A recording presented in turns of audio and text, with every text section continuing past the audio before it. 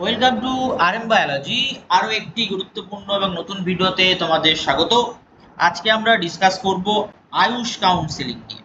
Ayush counselling অর্থাৎ নিটের আন্ডারে থাকা একটি গুরুত্বপূর্ণ কোর্স আয়ুষ, যে কোর্সের মাধ্যমে তোমরা কিন্তু কি করতে পারবে, আয়ুর্বেদিক, যোগা, ইউনানি, সিদ্ধা, হোমিওপ্যাথি, তার কাউন্সেলিং এর শিডিউল পাবলিশড হয়ে গেছে।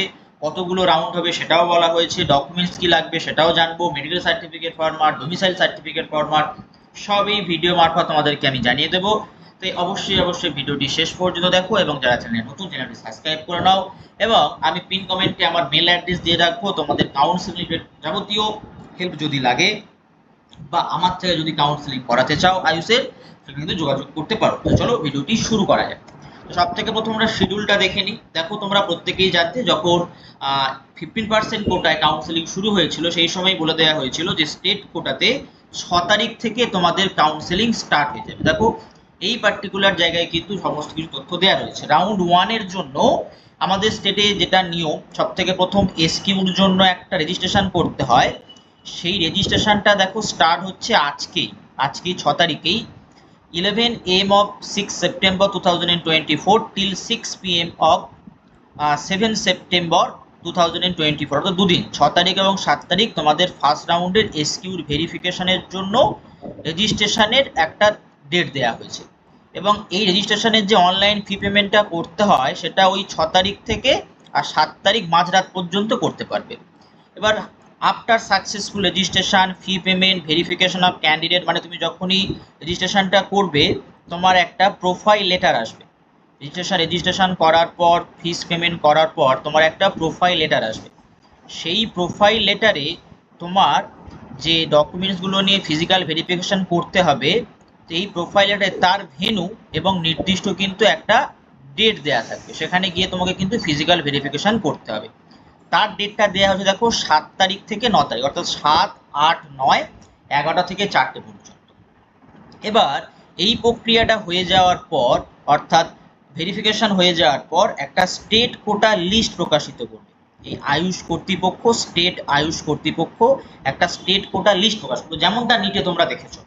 সেই লিস্টটা প্রকাশিত হবে 10 তারিখ 2টোর পরে। 10 তারিখ 2টোর পরে এই লিস্টে যতজনের নাম থাকবে তারা কিন্তু ফার্স্ট রাউন্ডের চয়েস ফিলিং এর জন্য এলিজিবল হবে। সেই ফার্স্ট রাউন্ডের চয়েস ফিলিং হবে কবে?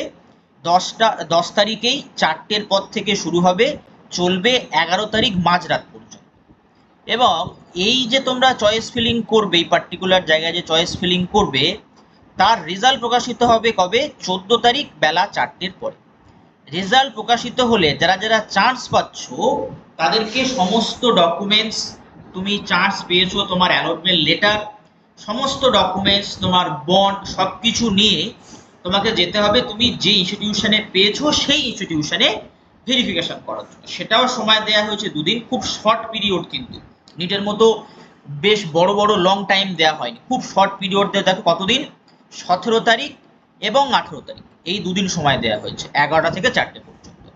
তারপরে রাউন্ড টুর জন্য আবার ফ্রেশ রেজিস্ট্রেশন, মানে এই ঘটনাটা আবার ফের চলবে। সেটা রাউন্ড টুর জন্য, সেটা কত তারিখ?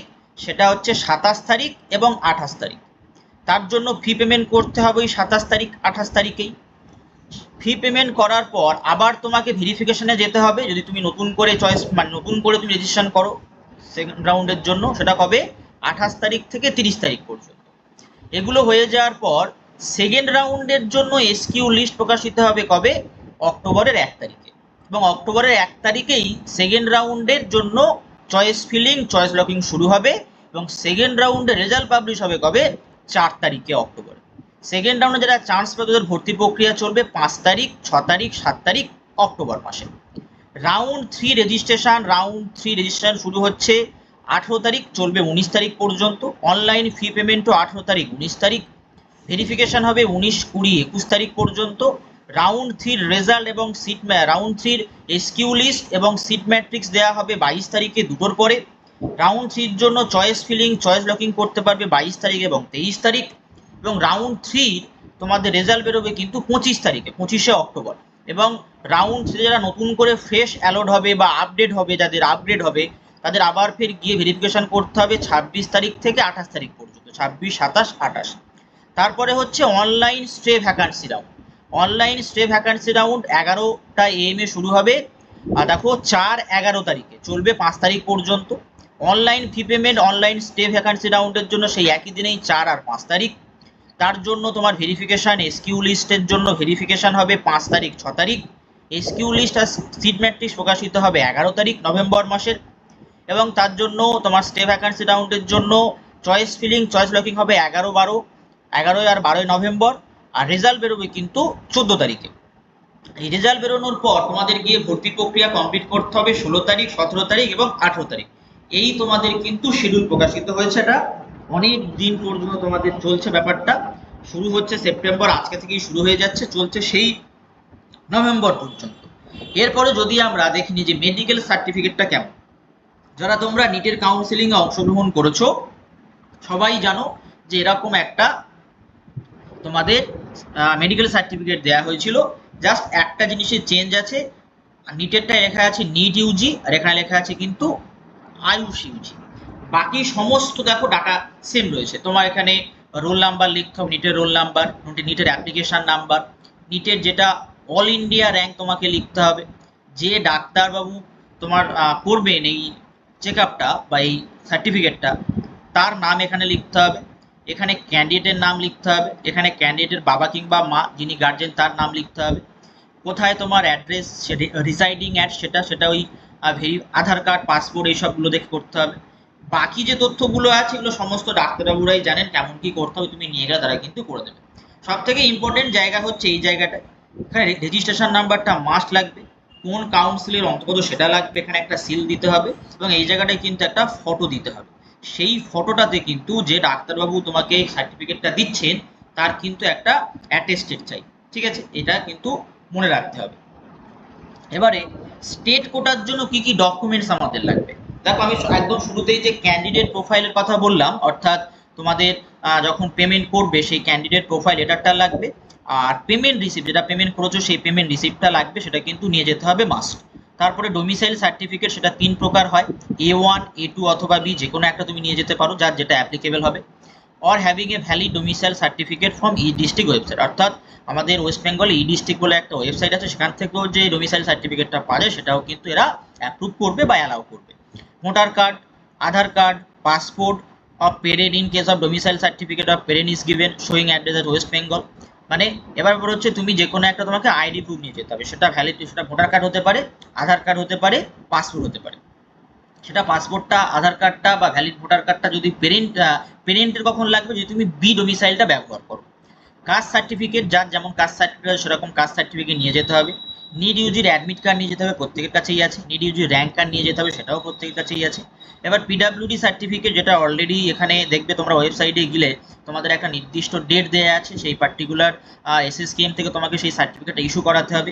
এজ গ্রুপের জন্য তুমি নিয়ে যাবে 10-এর admit card, 10th admit card অথবা এইচএসএস সার্টিফিকেট অথবা তোমার ডেট অফ বার্থ সার্টিফিকেট। এই তিনটের মধ্যে যে কোনো একটা নিয়ে গেলে তোমার কিন্তু এজ গ্রুপটা হয়ে গেল। ক্লাস 10-এর মার্কশিট নিয়ে যেতে হবে ভেরিফিকেশন অফ মার্কসের জন্য। আর যে মেডিকেল সার্টিফিকেটটা আমি দেখালাম, এই মেডিকেল সার্টিফিকেটটা কিন্তু নিয়ে যেতে হবে ফ্রম রেজিস্টার্ড মেডিকেল প্র্যাকটিশনারের কাছ থেকে। এবার যদি তুমি ডোমিসাইল সার্টিফিকেটগুলো দেখি, এটা হচ্ছে ডোমিসাইল প্রোফর্মা A1। এই যে সার্টিফিকেটটা রয়েছে, এই সার্টিফিকেটটা কাদের জন্য, যে সমস্ত ক্যান্ডিডেটরা এখানে থ্রু আউট কন্টিনিউয়াসলি 10 বছর বসবাস করছে 31/12/2023 হিসেবে, তারা করতে পারবে। এই ডোমিসাইলটা কারা সাইন করতে পারবে, যারা অ্যাডমিনিস্ট্রেশন পাওয়ারে আছে তারা কিন্তু এরা সই করতে পারবে। যেমন SDO, BDO, তারপরে EO, মানে যেটা যদি আমি মিউনিসিপ্যাল এরিয়ার জন্য বলি, ডেপুটি EO, DEO করতে পারবে, DM করতে পারবে, এরা কিন্তু এগুলো করতে পারবে, ঠিক আছে? এবারে এরপরে যদি আমরা দেখি যে প্রোফর্মা A2, এই প্রোফর্মা A2টা তাদের জন্যই অ্যাপ্লিকেবল, যারা 2024-এ এইচএস পাস করেছো। 2024 যারা এইচএস পাস করেছো আর তাদের জন্য কিন্তু এটা অ্যাপ্লিকেবল। এটা তুমি 2024-এ যে ইনস্টিটিউশন থেকে পাস করেছো তার HOI অর্থাৎ হেড অফ ইনস্টিটিউশনের কাছ থেকে তুমি নিতে পারো। এটা বলে দেওয়া হয় যে 2024-এ যারা পাস করো তাদের জন্য, তো এখানে একটা জায়গা আছে দেখো, সার্টিফায়ার দ্যাট, এখানে তোমার নাম, এই পার্টিকুলার জায়গাটায় তোমার নাম হবে, এই জায়গাটায় তোমার নাম হবে, এখানে গার্জিয়ান নেম হবে। এখানে দেখো has pass 10+2 examination in the year, তুমি যে ইয়ারে পাস করেছো সেই ইয়ারটা লিখতে পারো, অথবা appear in the final examination 2024। তো বেসিক্যালি এটা 2024-এর এইচএস পরীক্ষার্থীদের জন্য, কিন্তু 2023 পর্যন্ত অনেকে ব্যবহার করলেও কিন্তু কোনো সমস্যা হবে না, যদি তোমাদের স্কুল অ্যালাউ করে দেওয়ার জন্য। এখানে তোমার একটা ফটো দিতে হবে, আগেরটাও সেম, এখানে একটা ফটো দিতে হবে, ঠিক আছে। তারপরে হচ্ছে প্রোফার্মা বি। প্রোফার্মাটা বি তাদের জন্য যাদের বাবা কিংবা মা যে কোনো একজন গার্জেন এখানে থাকেন 10 বছর ধরে, কিন্তু ক্যান্ডিডেট থাকে না, তারা এটা কিন্তু ফিল আপ করতে পারবে। এবং এইটা কারা সই করবে? যারা প্রোফার্মা A1 সই করবে বললাম, তারাই কিন্তু এই প্রোফার্মা বিটা সই করতে পারবে। এক্ষেত্রে তোমাকে একটা ক্যান্ডিডেট ফটোগ্রাফও দিতে হবে, তার সাথে তোমার বাবা কিংবা মা যিনি এখানে থাকেন এই স্টেটে, তার একটা ফটো দিতে হবে। এখানে তোমার সাইন করতে হবে, এখানে বাবা কিংবা মা যার থ্রু দিয়ে তুমি করতে চাইছো তার এখানে কিন্তু সাইন করতে হবে। তো এই তোমাদের মোটামুটি ডকুমেন্টস লাগছে। ডকুমেন্টসগুলো এখন থেকে জোগাড় করা শুরু করে দাও, এই যে ডকুমেন্টসগুলো রয়েছে, কারণ তোমাদের হাতে সময়টা কম দেওয়া হয়েছে কাউন্সেলিং এ, মানে দিনগুলো কম। কাউন্সেলিং শিডিউলের ডিউরেশনটা অনেক দিন, কিন্তু পার্টিকুলার ইভেন্টগুলোতে দিনগুলো বেশ কম দেয়, কোথাও 2 দিন, কোথাও 3 দিন এরকম দেওয়া হয়েছে। তো এগুলো তোমরা আস্তে আস্তে জোগাড় করা শুরু করে দাও, ঠিক আছে। আজকে থেকে তোমাদের কিন্তু রেজিস্ট্রেশনটা স্টার্ট হয়ে যাচ্ছে। তো আজকের ভিডিওটি এই পর্যন্ত। যারা চ্যানেল নতুন, চ্যানেলটি অবশ্যই করে সাবস্ক্রাইব করে দাও, এবং আমি কাট অফ কত যেতে পারে তার ভিডিও অলরেডি দিয়ে রেখেছি, আমি এন্ড স্ক্রিন এবং আই বাটনে দিয়ে রাখবো, সেখান থেকে তোমরা চেক করে নিও।